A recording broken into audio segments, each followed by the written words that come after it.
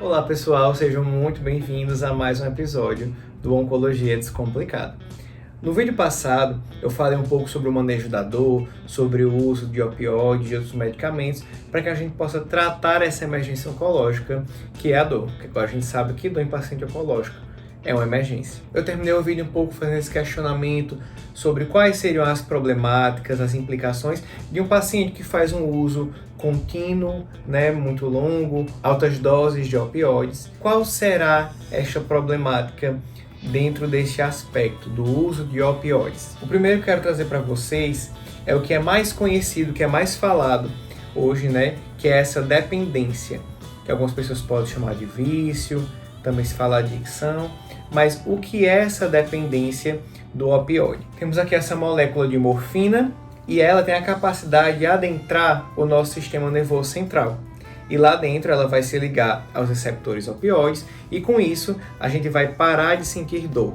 É assim que ela funciona. E aí quando a gente fala de uma molécula que ela tem capacidade de atravessar o sistema nervoso central, aí já vai levar a gente um alerta, porque ela vai ter uma ação, de forma bem resumida, ela vai ter uma ação ali no sistema, gere todo o nosso corpo, E dessa forma, quando se trata dos opioides, podemos dizer que é como se o organismo ele fosse ficando, entre aspas, acostumado com aquele medicamento ali naqueles receptores.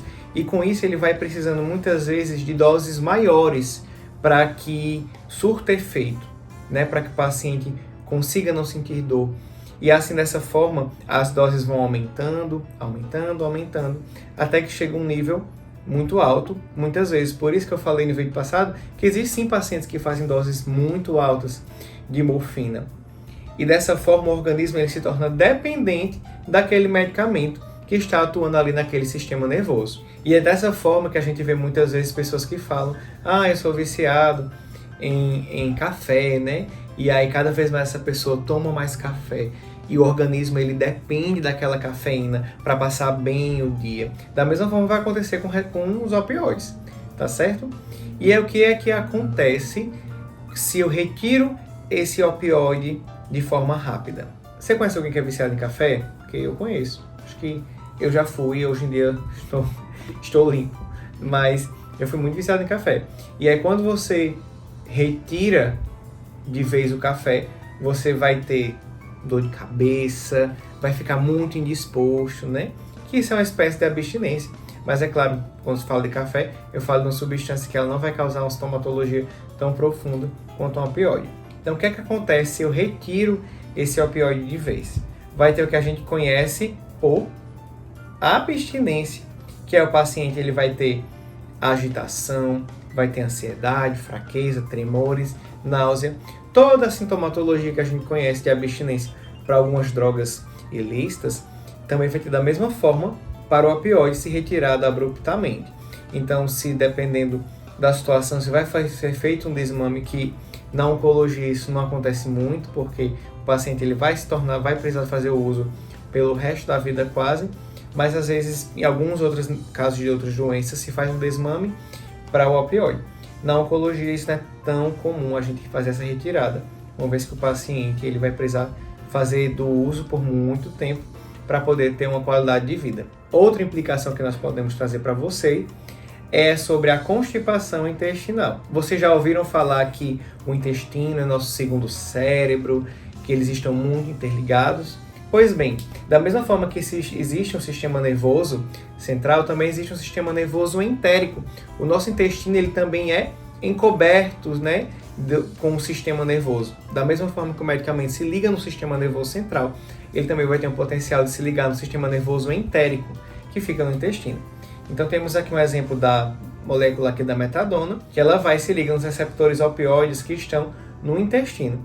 E com isso vai levar a uma constipação intestinal. Então isso é praticamente uma regra. Todo mundo que faz uso de opioide vai ter constipação intestinal. E é uma curiosidade para vocês. As pessoas falam às vezes: Jonas, mas constipação intestinal não é redundante?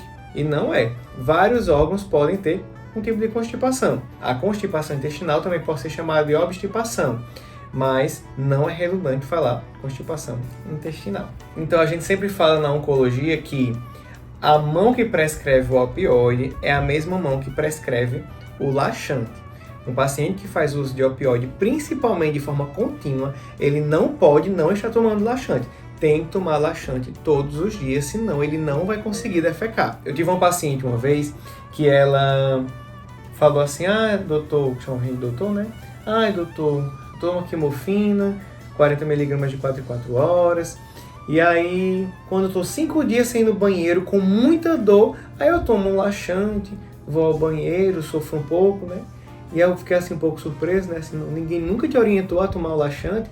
E ela disse não. Então, às vezes o prescritor ele pode esquecer. Então, nós como equipe multidisciplinar, a gente tem a obrigação de estar dialogando com esses pacientes, também com a equipe médica, também com os enfermeiros, fazendo esse meio campo aí, né, para ajudar os nossos pacientes, porque um paciente ficar 1 semana, 2 semanas sem ir ao banheiro não é bom, ele vai sofrer muitas consequências. Então a gente tem que ter esse cuidado, esse zelo com o nosso paciente e sempre questionar, tá tomando morfina? E aí, está tomando qual laxante, né?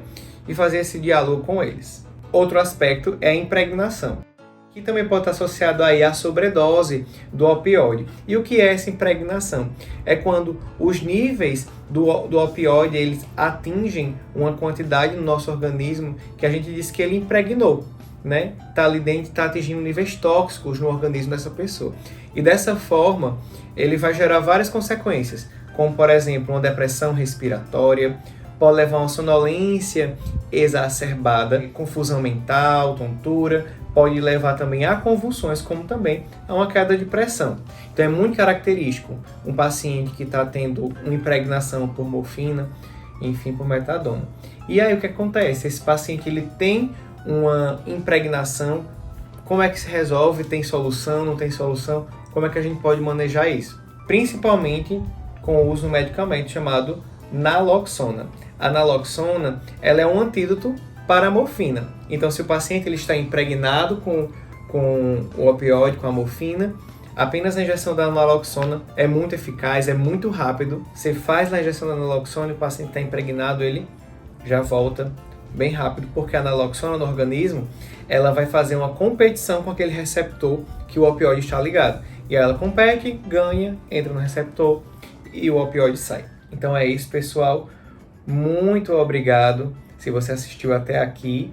Então compartilha esse vídeo, comenta se tem alguma dúvida.